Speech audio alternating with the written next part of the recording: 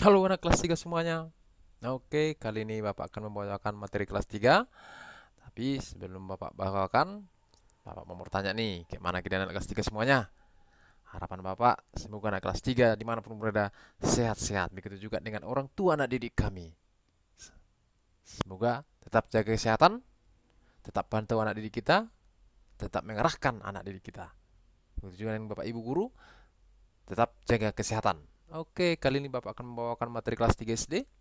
Tema 3, benda di sekitarku. Subtema 3, perubahan wujud benda pembelajaran yang keempat. Oke, mungkin anak kelas 3 ya pernah minum es ya atau teh manis dingin ya.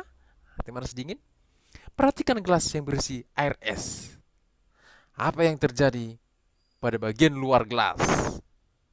Apa yang menyebabkan hal itu terjadi? Tuliskan dan sampaikan pendapatmu. Oke, tuliskan katanya. Oke, di sini sudah Pak buat ya, anak kelas 3. Saat gelas diisi es, gelas menjadi dingin. Udara yang ada di sekeliling gelas mengandung uap air. Saat gelas diisi es, gelas menjadi dingin.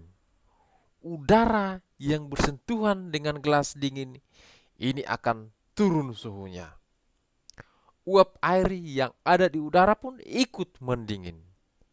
Jika suhunya sudah dingin, uap air ini akan mengembun, membentuk tetes-tetes air di bagian dinding luar gelas. Itu dia jawabannya. Oke, anak kelas 3? Oke. Bapak angka akan lanjutkan. Mengembun. Nah, di sini Bapak jelaskan ya mengembun ya. Mengembun adalah proses perubahan wujud dari gas menjadi cair. Ada dua contoh peristiwa yang mengembun dalam kehidupan sehari-hari. Ketika anak kelas 3 memasukkan pecahan-pecahan es batu ke dalam gelas, sisi luar gelas mula-mula kering. Beberapa saat kemudian, sisi luar gelas terdapat bintik-bintik air. Perhatikan ketika kalian naik mobil pada saat cuaca cerah. Jendela kaca mobil bagian dalam kering. Ketika hujan turun, kaca mobil bagian dalam menjadi buram. Apabila kalian menempelkan telapak tangan pada kaca, telapak tangan menjadi basah. Bagaimana kedua peristiwa itu dapat terjadi? Mungkinkah es yang mencair dapat menembus gelas? Mengapa sisi luar gelas menjadi basah? Kamu perlu memahaminya. Bacalah penjelasan berikut ini.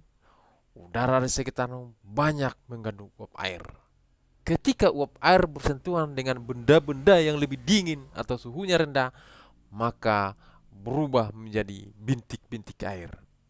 Jadi tetes-tetes air di sisi luar gelas bukan berasal dari dalam gelas, akan tetapi tetes-tetes air berasal dari uap air di sekitarnya. Nah, itu dia anak kelas 3 ya. Mungkin bagi yang anak didik kami yang mau minum teh manis dingin ya, bukan dari dalam gelas tetes-tetes air itu, tapi uap air di sekitarnya.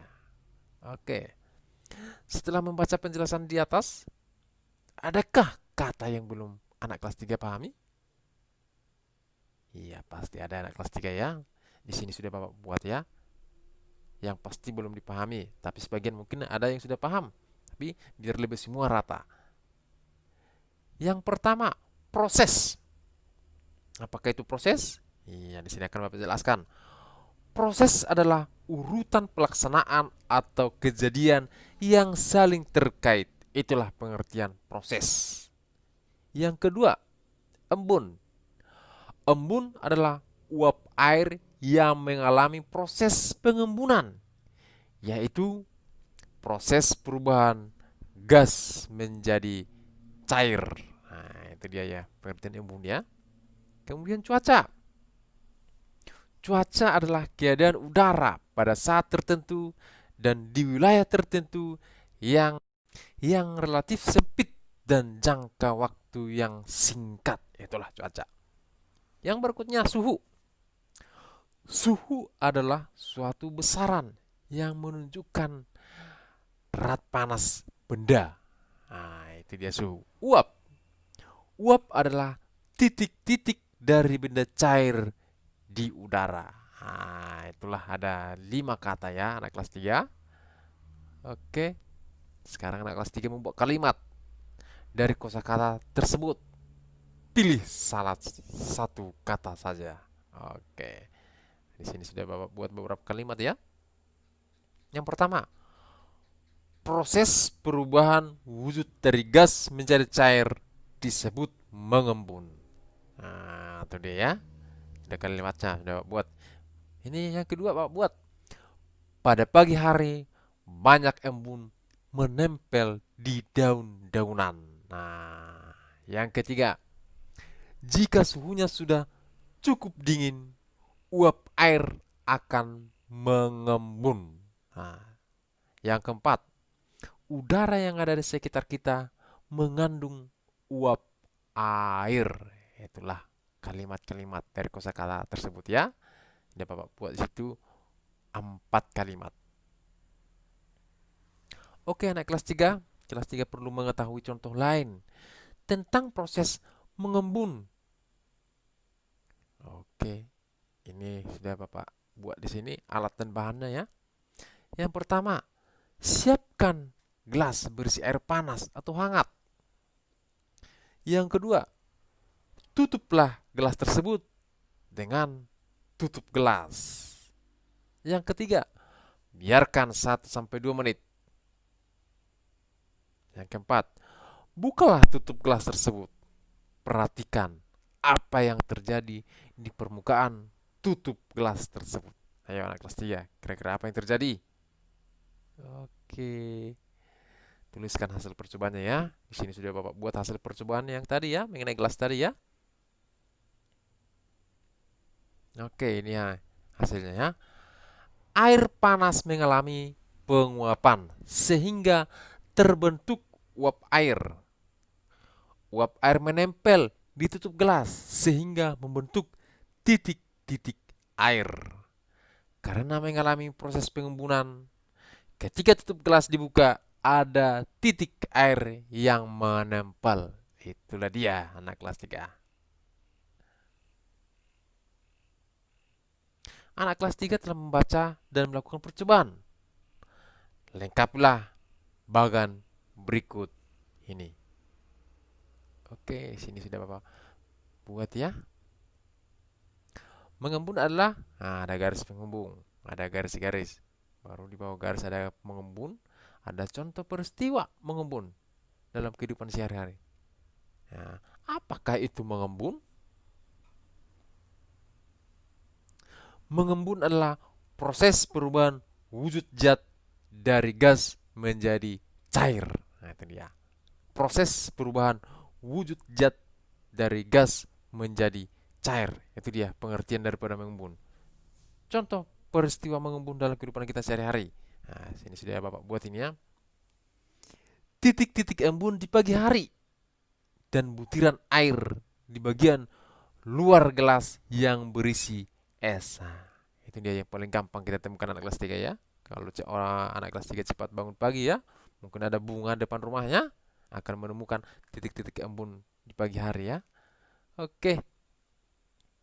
Di sini Bapak akan membacakan ya mengenai Siti ini di lingkungan sekolah. Siti dan teman-temannya baru saja melakukan percobaan di dalam kelas. Percobaan di kelas menggunakan es batu dan air. Ternyata lantai kelas menjadi basah. Siti meminta bantuan petugas kebersihan sekolah untuk mengeringkan lantai kelas. Petugas menggunakan kain pel dibantu Siti dan teman-temannya. Apakah di sekolahmu mempunyai petugas kebersihan? Apa saja tugas-tugasnya? Lakukan secara berkelompok. Wawancarailah orang-orang yang mempunyai peran di sekolahmu. Tanyakan tugas dari masing-masing tanyakanlah tugasnya dari masing-masing orang tersebut. Nah, mungkin di sana ada petugas kebersihan, guru kelas, ada lagi bagian perpustakaan. Nah, di sini sudah Bapak buat ya. Perhatikan anak kelas 3. Oke, yang pertama itu guru kelas. Apakah peran kelas itu?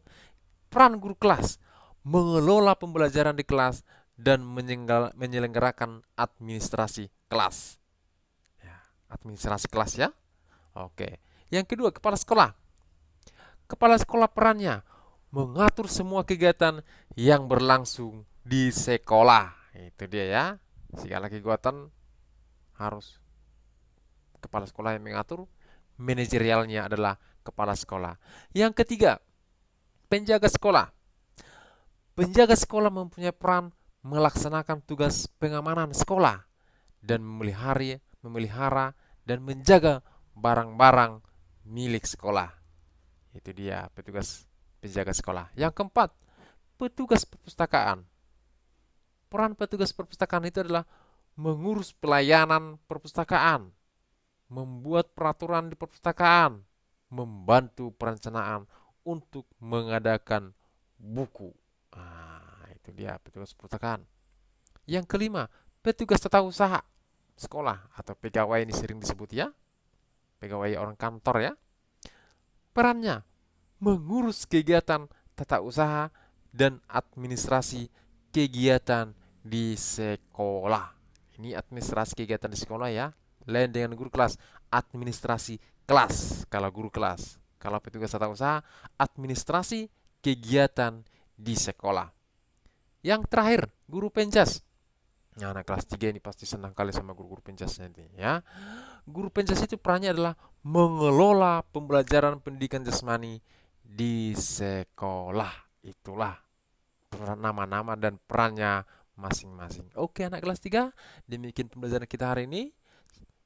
Bapak yakin sangat pelajaran yang Bapak sampaikan sangat-sangat bermanfaat buat anak kelas 3. Khususnya juga buat orang tua dan didik kami dimanapun berada. Tetap jaga kesehatan, tetap diperhatikan, dipantau anak-anaknya masing-masing. Jaga kesehatan, tetap dibina, diajari di rumah masing-masing. Terima kasih.